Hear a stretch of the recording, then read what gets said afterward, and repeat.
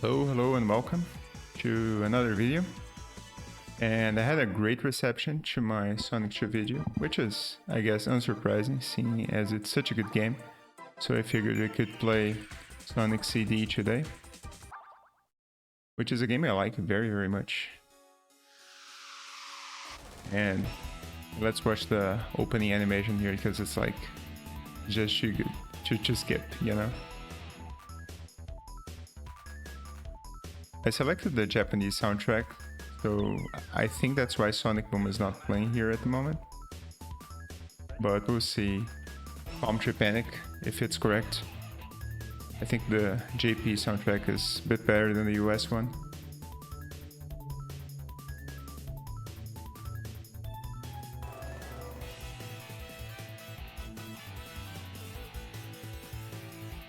And there's no vocals on the song.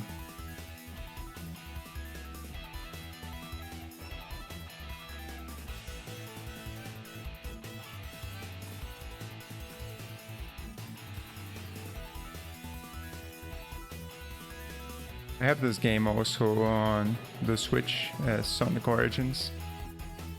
A great collection as well. I don't know how many times I have bought Sonic 1, 2, 3 and CD at this point. I guess I don't care to count anymore. There is a Little Planet. Now on this playthrough, I won't do the time traveling stuff and the special stages because it takes a long time. I have beaten this game with both methods before, and especially the one that goes for the robot generators. I know it takes quite a bit of time to do that. There's no drop dash in here as well, so I'm gonna leave it just the super peel out and the scuffed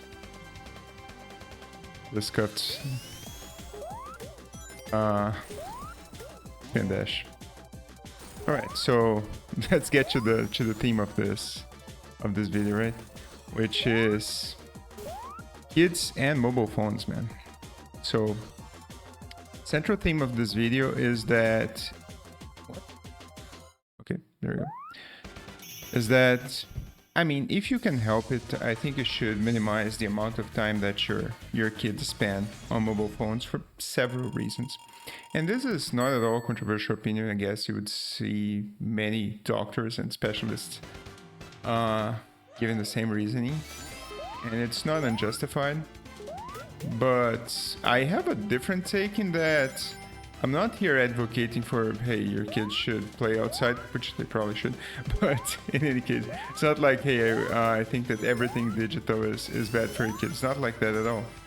What I'm saying is that I think that exposing your children to more quote-unquote old school gaming, if you can, as in retro consoles and emulators, retro gaming, and PC gaming in general, I think it's not travel to the future.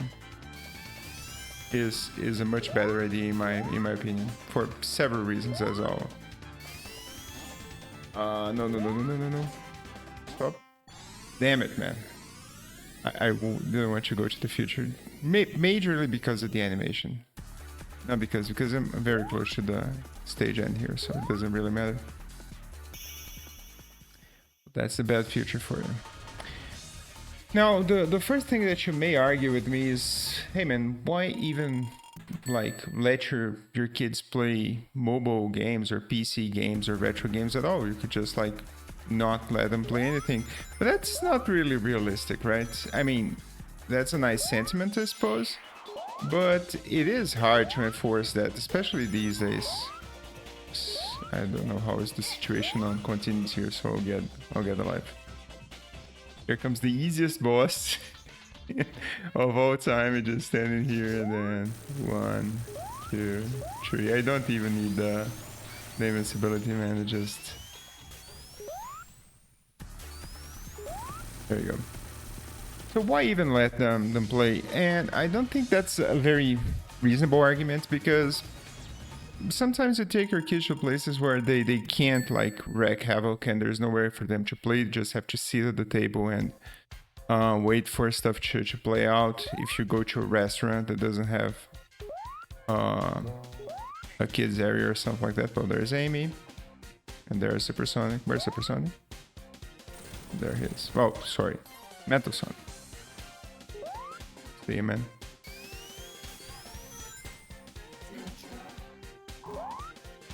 I used to hate Collision Chaos, man, but after I kind of understood how the stage goes, I kind of like it these days, you know?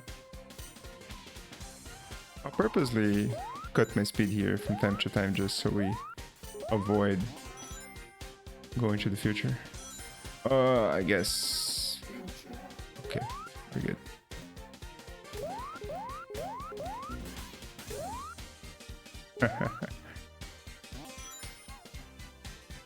Sonic CD is one of those games that I think it's super underrated, man. Like, I didn't have a Sega CD when I was a kid, so I never got the chance to play this game when I was younger. I played it after I was much, much older. And I'll be honest with you, man, this game is really good. No joke. Oh, here's the dedicated spot for you to time travel if you want. Let's do it. Well, what the hell, right? Especially seeing as it's the best and those are usually the best songs.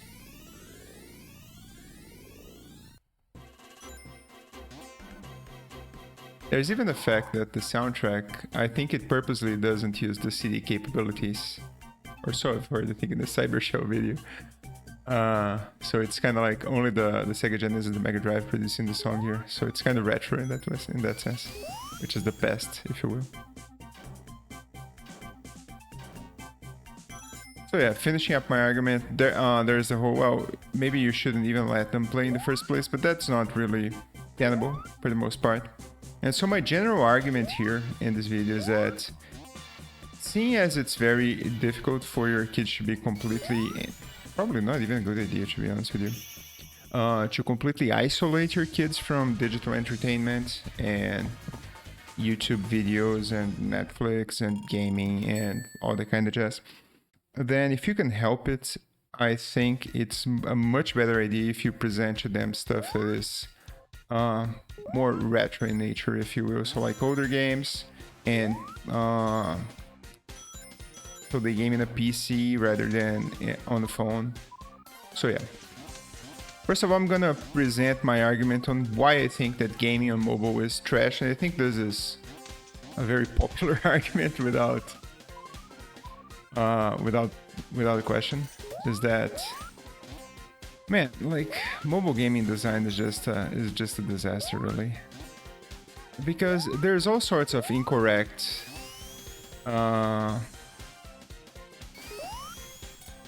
incentives for mobile game developers, you know, and so you get all kinds of stuff that's just terrible. So you get microtransactions, and you get the development of habits and addiction. So you get dailies, right? And that's all very common design, even in more modern PC and console games. Oh, I hate this part. This just keeps speeding you back to the top there. Or even Collision Chaos, man. I think it's a good stage these days. Crazy, I know, but I like it. What can I say? It's kind of fun. Bonk, bonk, bonk. Oh no! I fell true. I didn't want that to happen. I guess it's over. I guess I have to go down here now. So, these days, games are developed with all sorts of like actual psychological consultancy on how to make the game as addictive as possible, you know? And this is very common knowledge, as you all know. So there's actual team of psychologists and focus groups that will develop the game and see, hey, how addictive can we make this game? How can we make people return every day for their dailies? And how can we make people pay more money for some skin, or for some, even worse, right, if it's not just something cosmetic but actual power that you can get in the game. And you know, when you are a grown-up, when you are an adult, which I am, and I assume most of you are as well, especially if you had contact with the quote-unquote old school gaming of the 80s, of the 90s, of the early 2000s, I guess up until, I would say, PS2, arguably PS3 era, that is all okay in my books. You know, before you had the advent of like widespread DLC and everything. So games were mostly expected to be shipped as complete entities, and that was that, right? And so when you are from that era, you can have some fun with more modern games. It's not like I don't play anything new at all. It's not like that at all. But I do select the games that I play, you know?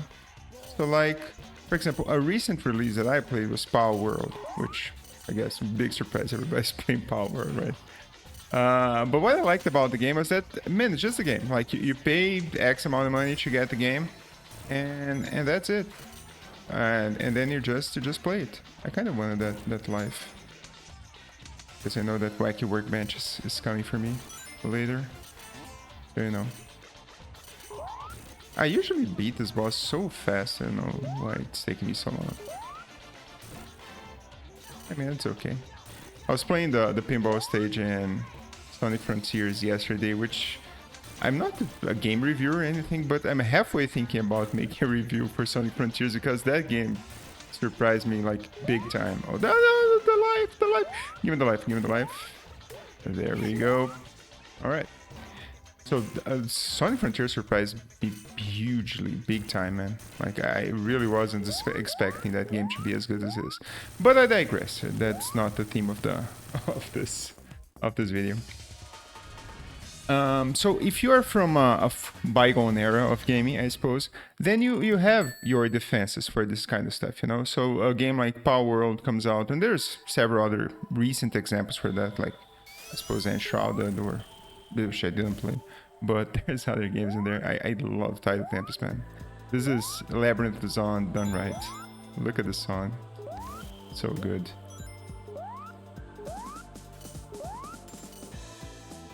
And then you can really filter the modern games that are okay and the modern games that are not okay.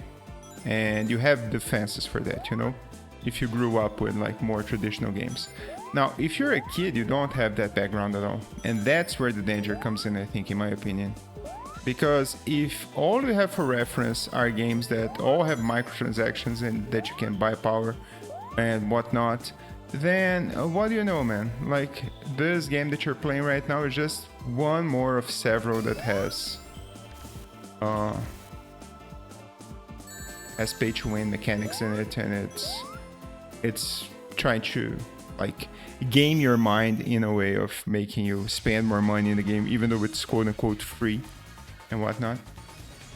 And I don't have, well, my kids don't have that problem, at least not yet. Hopefully they won't. But I have cousins and, oh, not cousins, nephews and other kids that are more in contact with these modern games, and man, I see the habits that they develop, and it seems super unhealthy to me, you know, that they're just like okay with a bunch of stuff that I think is just insane. Like, for example, yeah, you can just pay for, I don't know, some currency in the game so you can access part of the game. You don't buy the game complete. Or you can, I kind of wanted that thing up there. Here you go. And they really normalize this kind of stuff, you know, after a while. Just like it is what it is, man.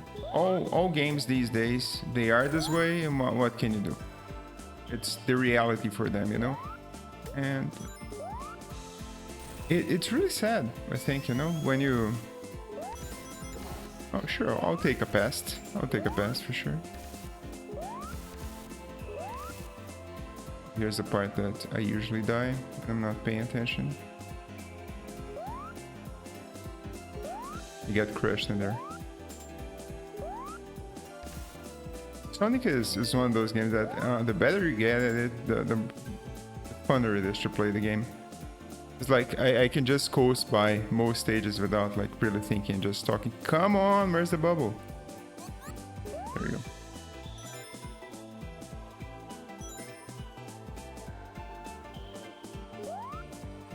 I don't really do this part of Tidal Tempest very often, to be honest with you.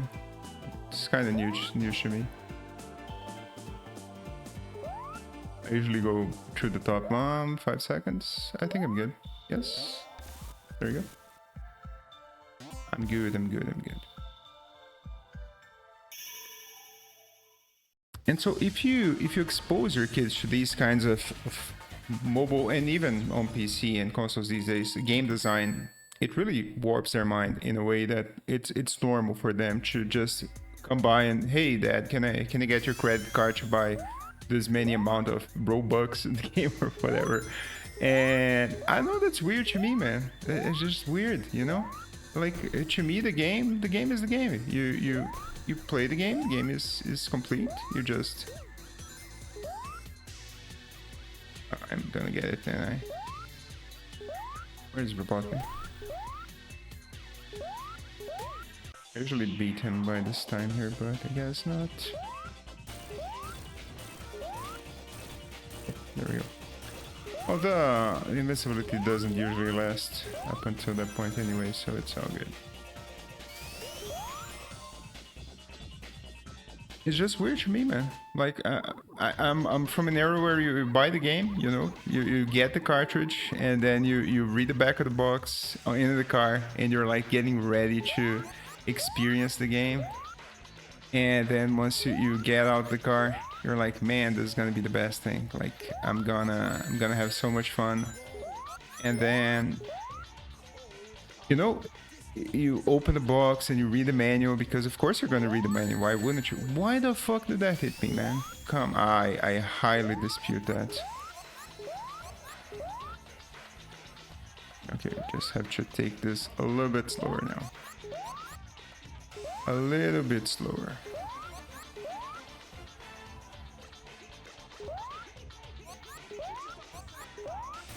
Okay, there we go.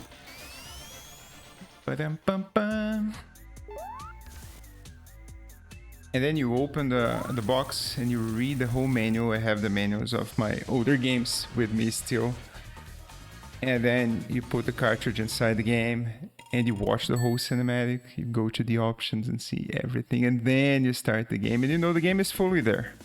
There's no ifs and buts. There's no, wow, do you want to buy the starter pack? Do you want to buy the early access or whatever, because you can start a week early than everyone? Like, that is just, what the fuck, man? Like, what is going on here, you know? Like, I already paid my 60 bucks, 70 bucks, whatever for the game. Like, why do you need more money than you already got? And you can say, oh, it's more expensive to build games these days. And I guess, sure. Like, you know, make a simpler game. That would be my argument. Like, I was happy enough with when Sonic Mania came around, man. Like, that game was just, let's go to the past. The game was just perfect, man. And there's other examples. It doesn't have to be Sonic, right? So, examples that everybody will use, like Shovel Knight. I love Shovel Knight. What else? Hollow Knight. I can't think of others. Let's see.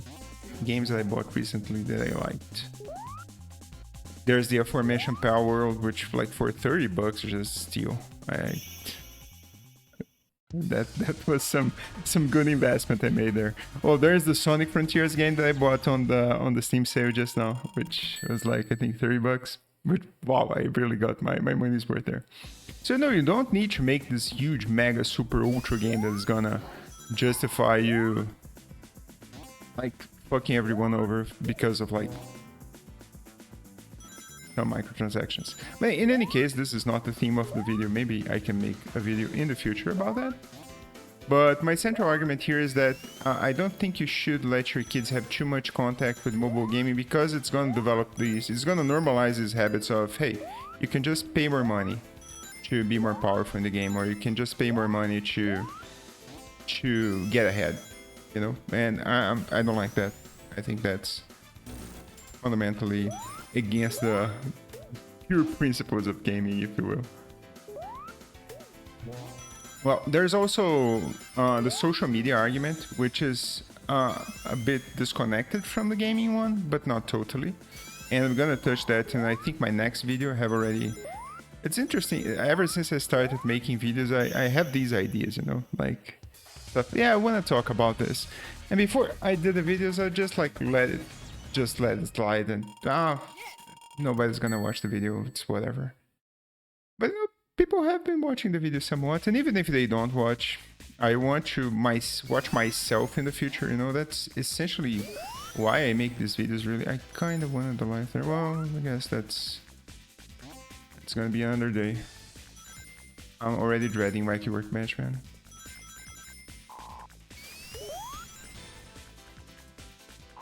This boss fight is...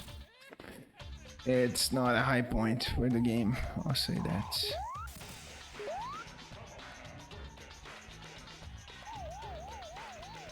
So there's the social media argument, which I'm gonna make in a future video, but I think that if you let your kids have mobile phones the whole time, they're gonna play games that are badly designed. They're designed with a monetary, like, insidious monetary gain in mind. Secondly, they're probably gonna have more contact with social media, which can never be a good thing. But I won't go into the social media debate right on this video, right? I'll focus more on the gaming part right now. I'll focus on social media later. And there's also the general video situation, because they're watching YouTube, they're watching Twitch on occasion, and there's some very questionable stuff out there, you know. Like, I really try to control what my kids get to see. I know I'm not going to be able to do that forever, but while I can, I want to do that, because man, there's some fucked up videos out there, man. Like, really, people making videos just to, I don't know, like, traumatize kids, I suppose. It's just wild, man, the stuff that you see. Even, like, this goes for Sonic as well. There's the Sonic EXE videos that, man, I went to the future in Wacky Workbench. That was the worst decision of my entire life. What the fuck? This is the one stage I hate in the future. I mean, I guess everybody hates Wacky Workbench, right? Let me try and do the thingy here.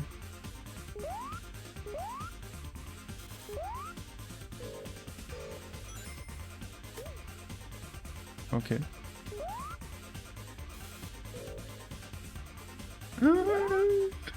Okay, we're good. Keep going. And I'm really focusing here, because this is the only part of Sonic CD that I'm like, fuck, man. Why did I start playing the game? Even Metallic Madness, I'm fine with Metallic Madness, but Wacky Workbench, this stage is not fun. I'll recover my train of thought in a bit, don't you worry. Okay, we're good. Huh. So, back to mobile game design. The development of habits and addiction, like, you have to log in daily. If you log in 7 days in a row, you're gonna get something. That just generally develops bad habits for everyone, but especially for kids, you know. Oh, I have to log into my game because otherwise I'm gonna lose such and such bonus. Man, you don't have to do anything.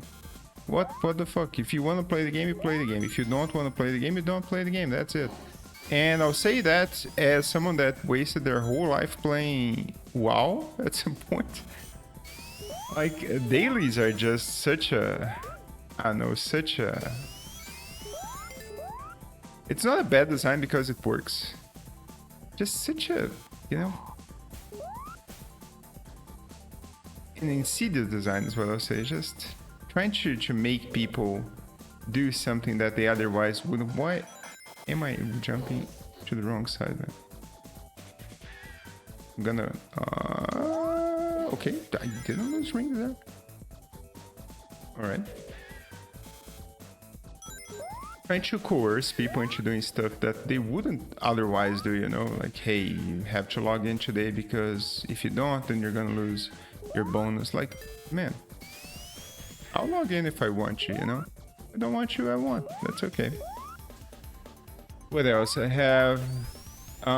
yeah, man, like the whole gambling aspect, that is just something else. I didn't get much into that because when I quote-unquote left PC gaming and I started playing more retro games, it was about, I think, 2012, 2013 or so. And that hadn't really picked up at that point. But these days you see these gacha games, man, and the whole opening loot boxes and whatever. And man, that is just unthinkable to me. Like, what in the actual fuck is going on, you know? It's just something else, really. It's like you spend the money and you don't actually know that you're gonna get what you paid for, and like, why would anyone do it? I don't get it. I guess I'm too old for it anymore. But you know, I have the knowledge of it, you know, of knowing, yeah, this is a bad idea. I'm not even gonna start playing this predatory game because I know it's gonna be bad for me, and so I have the knowledge. But man, a kid, they don't know any better, you know. It's just a game with the character that they like, that's all. Why wouldn't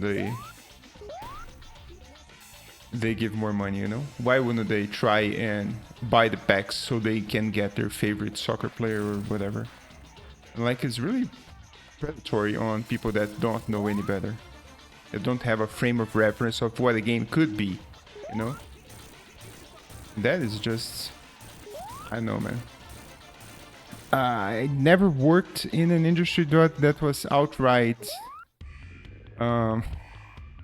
unethical. The worst I did was working on an ad company for a couple months. I didn't like that, to be honest with you, from a moral standpoint. But man, why are you doing this? You know, like, why are you actually programming this that you know full well is gonna negatively impact a child? Like, it's borderline evil, if you ask me. And here we go to the best stage of the game. Stardust Speedway. Bum, ba-dum, bum. And then the music, everything is so good about the stage. The stage is perfect. Okay, there's also the whole design of the situation, which is like, if you are a game developer and you're developing a game and you have evident incentive to not put everything into the game because it's gonna make you more money, then you're gonna do that, right? So if you play games that have lots of microtransactions, and even if it's cosmetic, obviously you're not gonna put everything inside the game, right? Because then why people would buy the skins or everything? And this is not even to mention like actually buying power and whatnot. And so it just incentivizes designs that are just bad for the consumer. What the fuck happened there? Okay, guess I can live with that. And once again, if you're from an era of gaming where that was not normal, where you bought the game and the game was complete and in the box, and you had to unlock the characters, remember that? Like, you had to actually unlock the characters. That was the funnest part, man. I'd get a fighting game and then it'd have, like Smash Brothers, you have like, I think 8 fighters to start out, 8 or 6, right? And then you have to actually go and play a bunch to unlock the other fighters. And man, I like that. And now these days, what do? You just... I don't think with Smash specifically, right? I'm just using it as an example, but other games for sure. You have to buy the characters? What the fuck is this? What is happening here? Like, I don't wanna... I wanna play the game to earn the stuff in the game, you know? Yeah. I mean, but once again, if it's something that you... Hello? That you know better, that you lived in an era that wasn't normal, then you won't accept that. But if you're a kid and you don't know any better, that's a norm for you.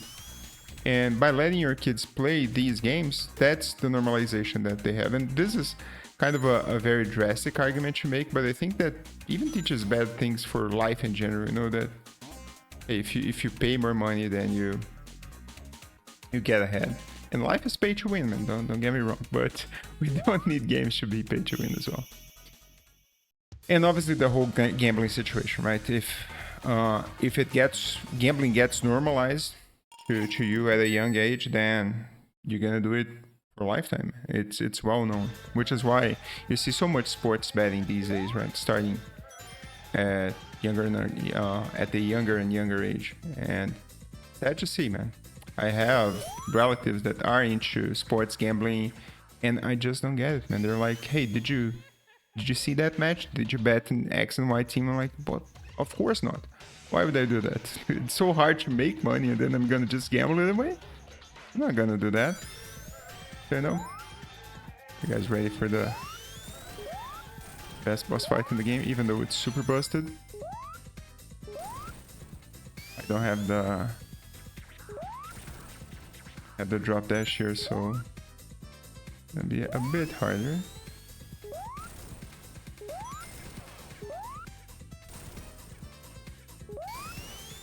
Focus a little bit here. No! Come on, come on, come on.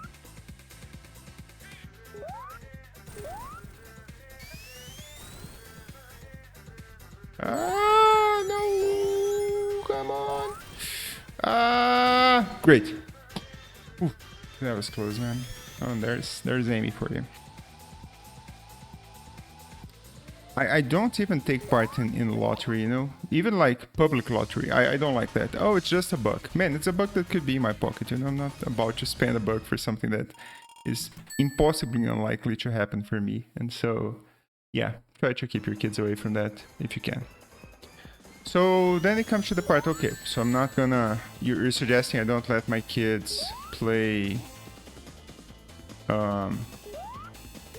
mobile games or games with modern designs, quote unquote. What do you suggest? Well, the first thing I would suggest is actually retro games, right?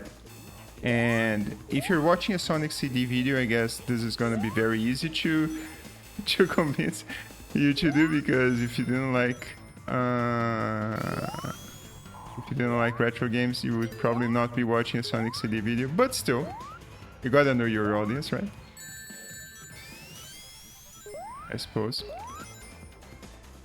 And once again, kids don't know any better. So it's not like if you show them a game that has quote-unquote bad graphics, your kids are not gonna dislike the game for that. That's gonna be completely fine. So both my kids, I love showing them specifically Sonic games, because Sonic is I think it's the perfect game for someone that's just starting out with gaming. Because Sonic is very lenient. You see, I just got hit there, I grab a ring, I'm effectively invincible as long as I grab a ring. Big surprise, right? You know that if you're watching a Sonic video. And yet, that makes it so approachable for kids, man. It's okay to make mistakes, you know? And they're gonna just keep trudging along until they eventually beat the game, and it's just such a good feeling. First game my kid beat with my help, of course, was the Sonic 1 on Master System. And like, it was beaming once we beat it together. I beat the last stage, I think the last two stages was Scrap Brain and the other one. But still, man, it's such an accomplishment, you know? Like, retro games really have this way of, like, if you beat the game fair and square, there was no money, there was no ifs and buts, you know? You went there and you showed your skill and you beat the game, man, and congratulations. That was all you.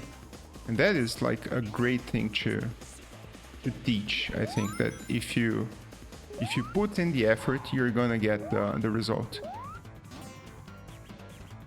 And so other games, for example, that I like playing a lot, Ghosts and Goblins, ironically enough. My kids love watching me play because it's so easy to get screwed over in Ghosts and Goblins, right? I kind of want to do the top bet here, so that's why I'm insisting here. But I am failing at it, as you can see.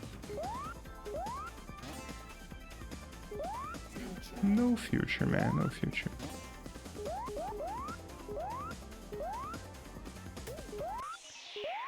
And once I get past something there in Ghosts and Goblins by sheer grit, can I do it? I guess not. Okay, never mind.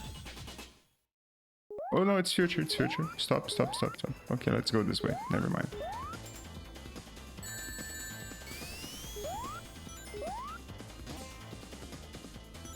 it is such a good feeling, you know. And you as a gamer, you know that full well. I know that it's like, man, when you get past a hard game and you make it through your own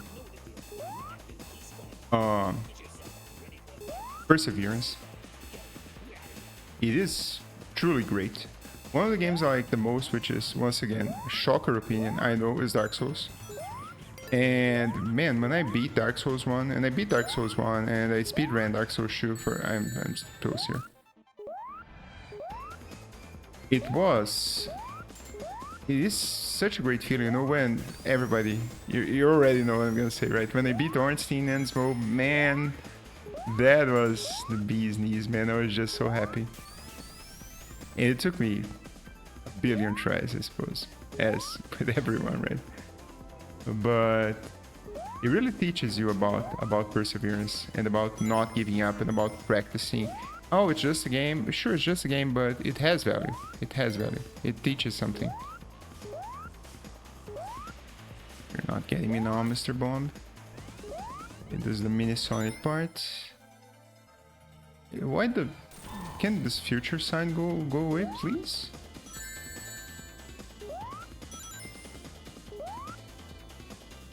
I'm not entirely sure I'm going... Oh, I am in the correct place. Okay.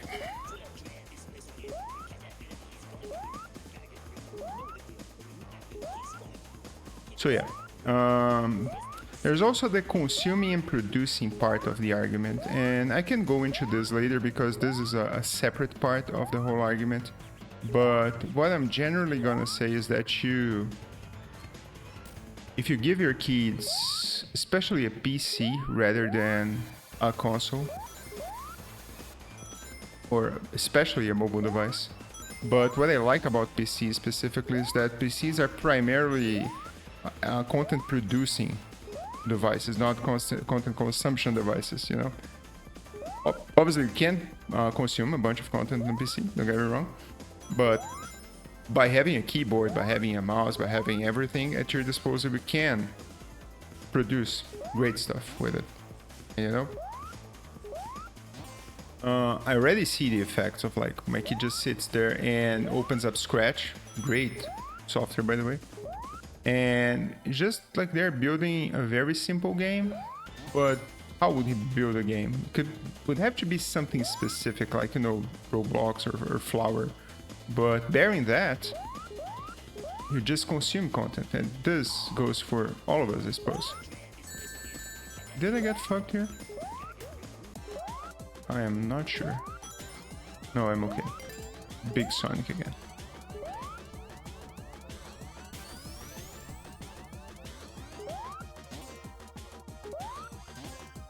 Come on, man. It's the speeches are just screwing me over here so damn much.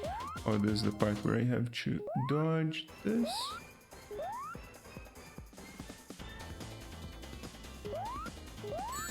Okay, that didn't work. Alright, we're good. Final stage.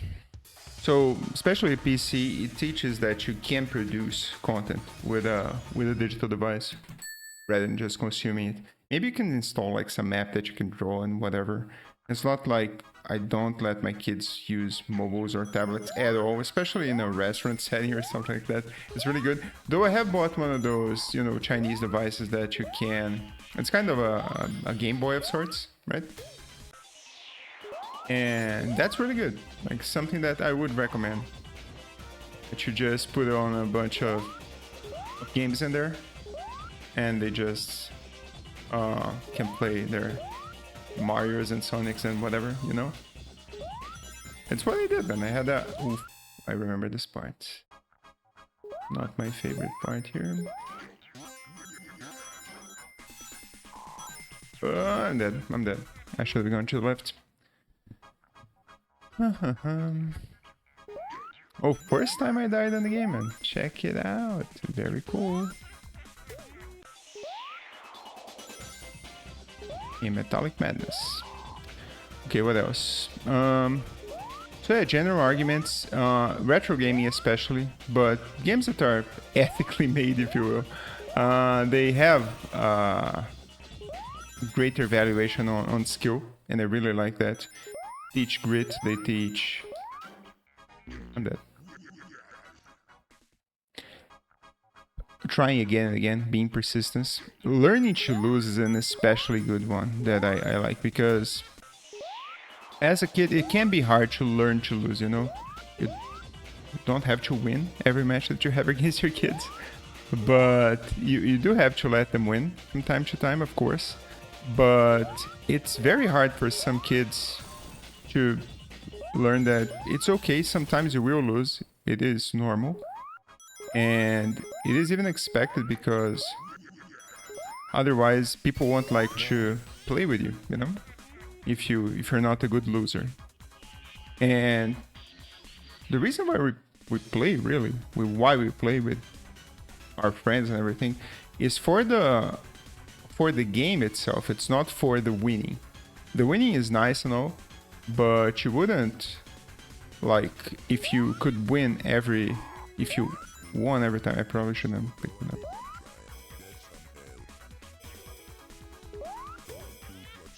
There we go.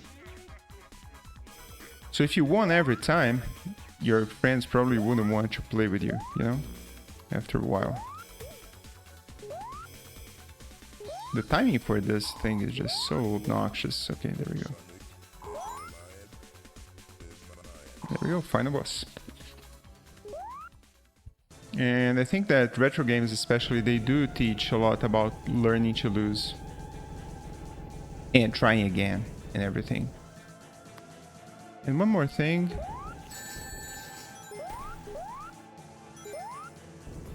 Is that there are a lot of resources in modern games, even for, like, if you were playing a retro game in a modern setting, right? You can have a rewind, you have save states. And I used to be very purist about this, and like, oh, I have to beat the game without any sort of external help.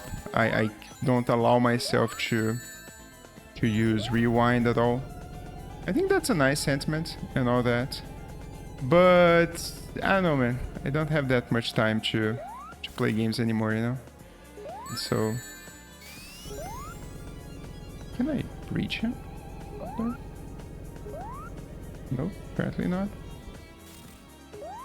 There we go. And so with time I have developed some internal rules for myself, which is like I allow myself to use save states, but only at the beginning of a stage. So for example, here, if we were playing this with save states, I would use on the beginning of Metallic Madness 1, and then 2, and then 3, and not in the middle of the boss, because that's kind of cheap, right? You're always going to win if you do that. And I found that my kid really has developed a lot by using rewinding games, which is not as strict as I use it, for sure. But hey, the kid playing the game and enjoying the game, like my daughter with Kirby, she likes Kirby a lot as well, uses rewind with that. And just seeing them enjoying these older games, and even modern games that are ethically built, quote unquote. For example, another one that I wanted to mention was No Man's Sky. Especially in creative mode, right, which is you have all the resources. It's just a beautiful thing to see, man. You know what else is beautiful to see? The ending for Sonic CD, man. You're reliving all your adventures here.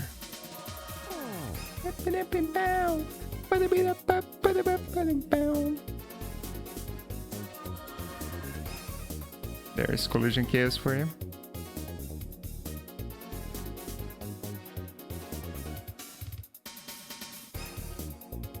And now that's Quartz Quadrant, right? Yeah. So yeah, man, bottom line, say no to mobile games. Play older games, they're good. And everyone thinks they're good, man. There's Wacky Workbench for you, I think, right? Yeah, it's Wacky Workbench. Next up is Stardust Speedway, if I'm not mistaken. Yep. And the Metal Sonic fight. Another modern game that's really good is, of course, Minecraft. So both my kids love playing Minecraft a lot, and if you don't pay much attention to the DLC things and everything, just play with the base game. It really have some selection what kind of videos they have access to. It's a very good game for creativity, right? So another very good choice for sure. That's the general feeling I have of that. Now that's not to say that all mobile games are bad, and there are some mobile games that are good, especially educational ones. I have one right here. What's its name? It's Lingo Kids, yeah. And there's one, I think it's the one that has rhymes, super simple songs, yeah. And there's the Khan Academy Kids, that's also really good. So educational games I kind of like, but here and there, you know, here and there, because more mobile phone time is gonna lead to, you know, more videos and possibly more perhaps some social media consumption. Though you can use parental controls for everything, I do recommend you do that as well. Use the Google Family link here, and probably there's something equivalent for Apple, I imagine. We didn't get the time stones, so it is a try again. I have unlocked Tails. It's the first time I play here on PC. I usually play Sonic CD on Sonic Origins. But that was that, man. Great game. Great talk. Hopefully you liked it. Let me know in the comments if you like this sort of stuff. My general question to you would be, do you prefer the videos where I actually beat the game, which is like I did that in Sonic 2 and now in Sonic CD, or not beating the game okay and just focusing on the general subject at hand, like I did in Mario 64, or especially in Ocarina of Time, and with longer games like Ocarina of Time, or maybe Pokemon. I'm gonna be playing Pokemon Red probably in a future video. There's no way I'm gonna beat that in 50 minutes or whatever that I let these videos run. And so would you prefer like a multi-parter where I beat the game and talk about different subjects, or is not beating the game okay? Also understanding that beating the game involves perhaps more focus, and so it's harder to focus on the stuff that I'm talking about. I actually focus on beating the game, right? So there's all that.